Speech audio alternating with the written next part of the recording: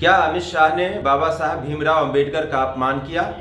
इस सवाल के जवाब में मैं यह कहना चाहूँगा कि कोई अगर भाजपा के मेरे भाई बहनों से ये कहे कि जितनी बार मोदी मोदी करते रहते हो उतनी बार अगर भगवान का नाम ले लिया होता तो सीधे स्वर्ग मिल जाता, तो क्या यह मोदी जी का अपमान हो जाएगा?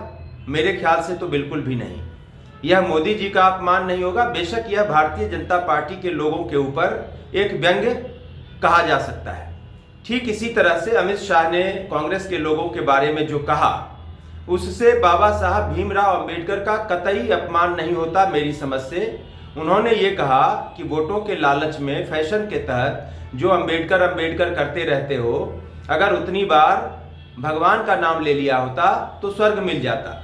इससे अंबेडकर जी का कतई अपमान नहीं होता। बेशक यह कांग्रेस के लोगों के ऊपर एक व्यंग्य है कि किस तरह से उन्होंने लगातार बाबा साहब अंबेडकर की राजनीति और विचारों का विरोध किया, उनका तिरस्कार किया।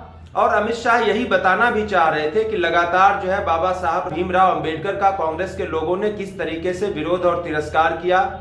उन्हें मंत्रिमंडल से निकाला, उन्हें लोकसभा चुनाव में हराया, उनको भारत रत्न नहीं दिया, संसद में उनकी कोई तस्वीर नहीं लगने दी, उनका कोई स्मारक नहीं बनवाया। ये सारी चीजें जिन कांग्रेस के लोगों ने की, आज वे वोटों के लालच में फैशन के तहत अंबेडकर अंबेडकर अंबेडकर करते रहते हैं। तो ये कांग्रेस के लोगों के ऊपर व्यंग्य था, न कि बाबा साहब भीमराव अंबेडकर का अपमान था। एक बात सब लोगों को समझ में आ जानी चाहिए कि चाहे नेता कोई भी हो, चाहे वे महात्मा गांधी हो, जवाहरलाल नेहरू हो, सरदार वल्लभ भाई पटेल हो, बाबा साहब भीमराव अंबेडकर हो, या आज के नेताओं तक आप ले लें तो नरेंद्र मोदी ही क्यों न हो, कोई भी इनमें भगवान से ऊपर नहीं हो सकता। अगर कोई भी व्यक्ति इन नेताओं को भगवान से ऊपर मानता है तो यह उसका दिवालियापन है। सृष्टि के सर्जक से बड़ा कोई मनुष्य नहीं हो सकता। ये बात सब लोगों को गांठ बांधकर रख लेनी चाहिए। तो जो अमित शाह ने कहा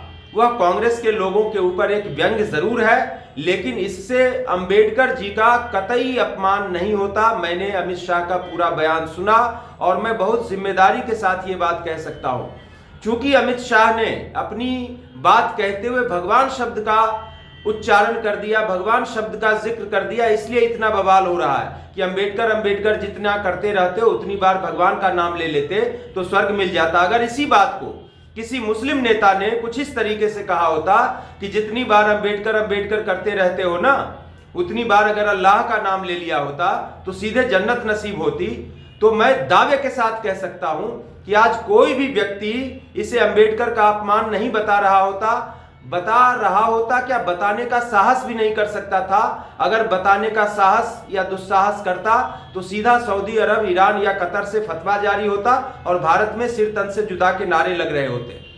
कांग्रेस के नेताओं को भारतीय जनता पार्टी के नेताओं से विरोध जरूर हो सकता है, लेकिन इस विरोध का मतलब ये नहीं कि राजनीति में कुछ भी किया जाए, किसी भी लक्ष्मण रेखा को लांघ दिया जाए, संसद में हंगामा किया जाए, मारपीट की जाए, धक्का मुक्की की जाए, सांसद घायल हो जाए। इस तरह की राजनीति कतई स्वीकार नहीं हो सकती। मेरे ख्याल से अमित शाह की 10 बातों का आप विरोध कीजिए, मुझे कोई आपत्ति नहीं है। नरेंद्र मोदी की 50 बातों का आप विरोध कीजिए। सुबह उठिए, रात सोने तक जो है आप पानी पी पी कर कोसिए, मुझे इस बात से कोई मतलब नहीं है। आप मुद्दों के आधार पर सरकार की दिन रात आलोचना कीजिए, मुझे इस बात से कोई विरोध नहीं है। लेकिन प्लीज बात का बतंगड़ मत बनाइए, तिल का ताड़ मत बनाइए, राई का पहाड़ मत बनाइए। राजनीति उतनी ही कीजिए जितनी पच सके। धन्यवाद।